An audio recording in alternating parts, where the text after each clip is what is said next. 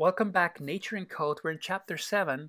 We're looking at epidemics and the spread of infectious diseases. In the previous video, we introduced this very simple SIR model that's the basis of almost any infectious disease model. And we're going to use this model to implement the spatial spread of an infectious disease through a population starting from a single infected individual. So let's go ahead and implement this in JavaScript. So the first thing I'll do is open a new text document.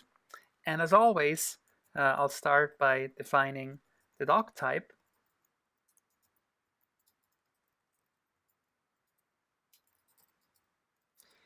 And then I'll set up my HTML template, the HTML tag, the head tag, and the body tag.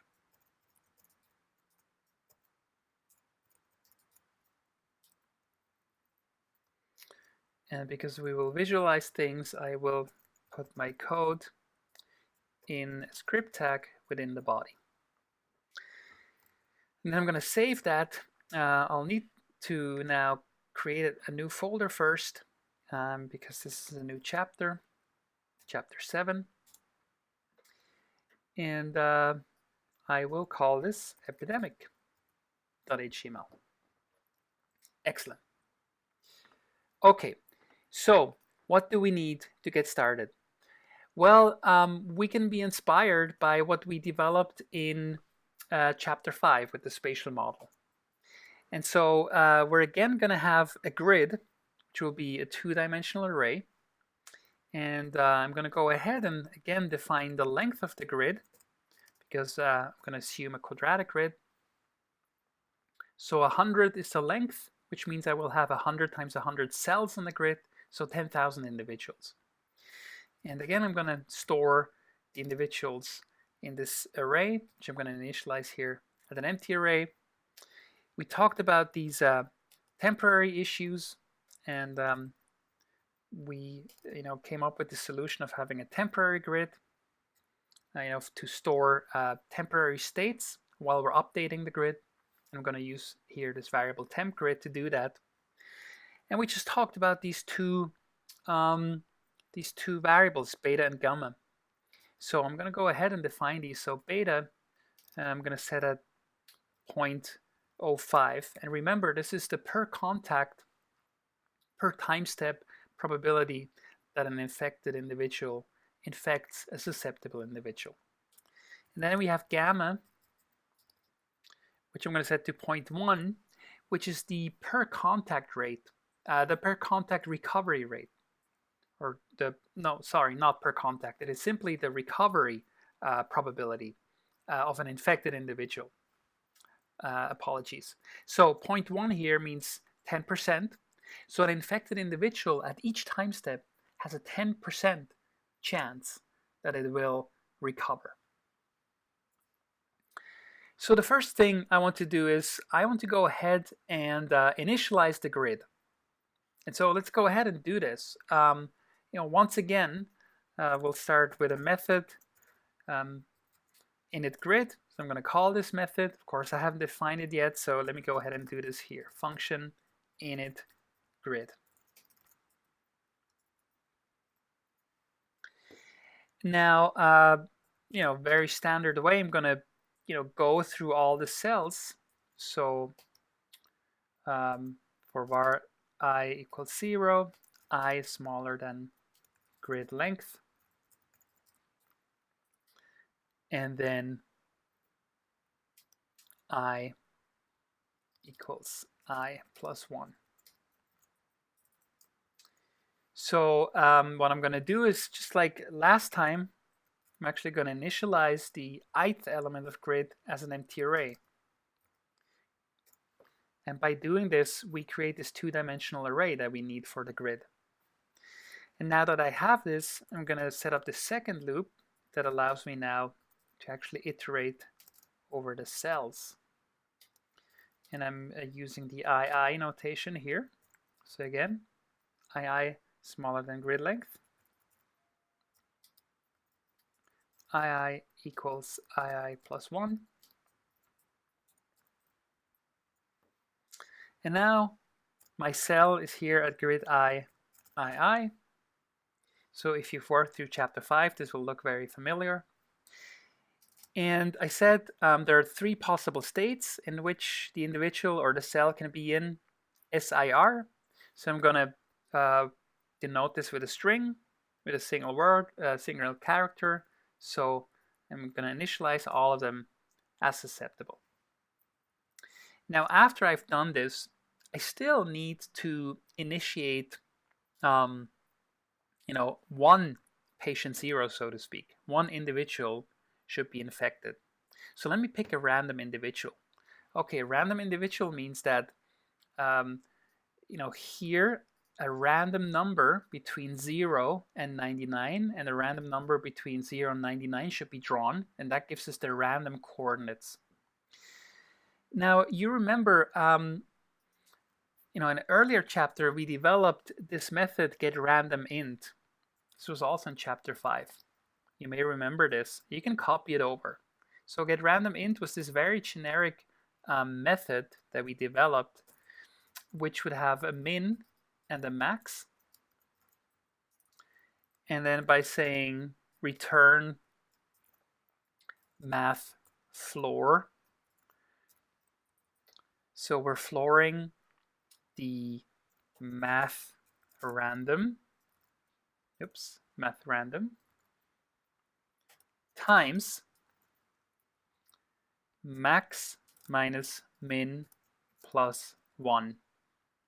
And then we're adding min at the end.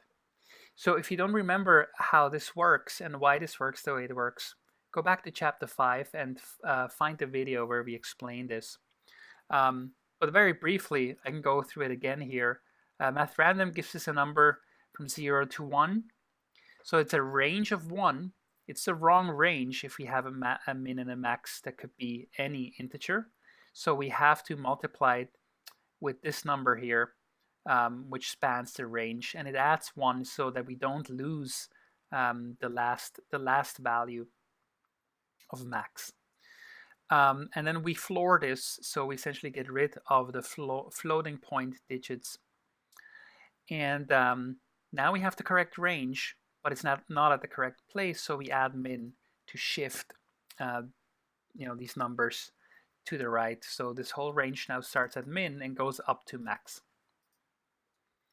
Good. So we said we need a random number between 0 and 99, not 100, right? Because if we try to access the 100th element, we need to use index 99. So what we need is a grid of getRandomInt between 0 and grid length minus 1. Yeah, because grid length minus 1 is 99. And so this here will give us a number, a random number between 0 and 99, including these extreme values.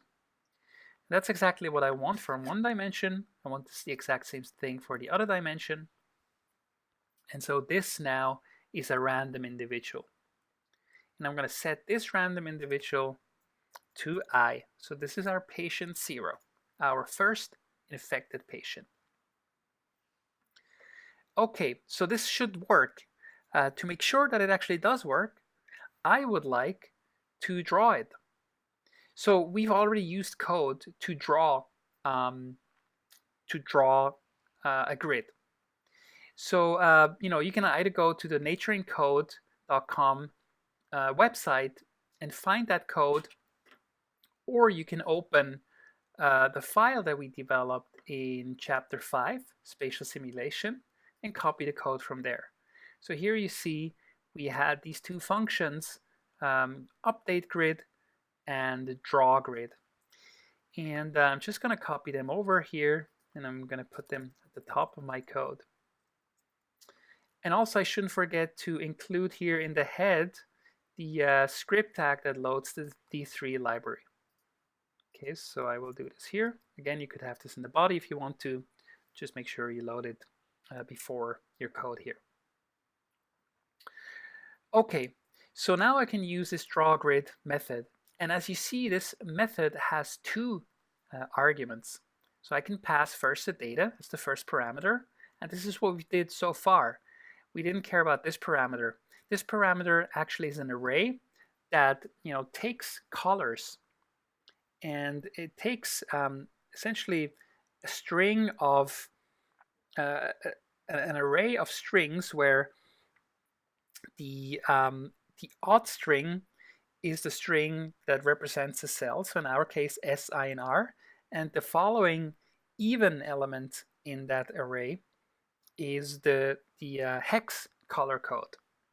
Now, if you don't pass this in, then you will get that white, dark blue / black, and blue color scheme that we've seen in chapter 5.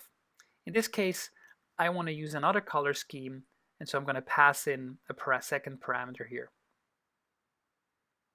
Okay, so after I've initialized the grid, I want to draw the grid.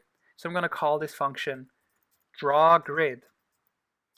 And as I said, I'm going to pass the data, which is stored here in my grid. And now I'm going to pass an array. And this array, like I said, the first value should be S. The second value should be some color code for S.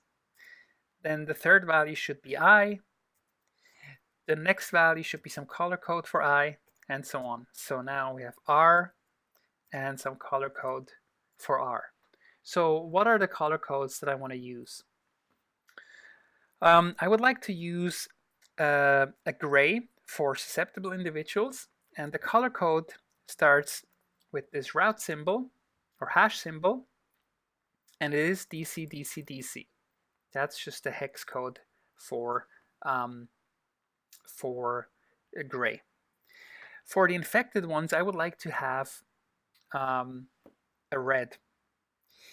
And I'm going to use, again, this hash, and then the code that I'm going to use is C82605. If you're interested in hex color codes, you can certainly look this up on the web.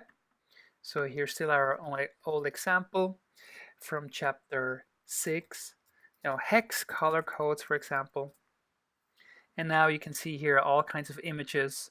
There's a color picker here that you can use.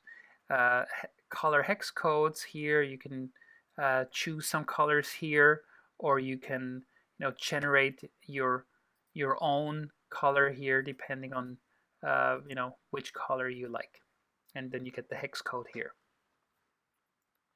Now I've pre-chosen these values because I quite like them, and let me close here this spatial simulation. I don't need that anymore.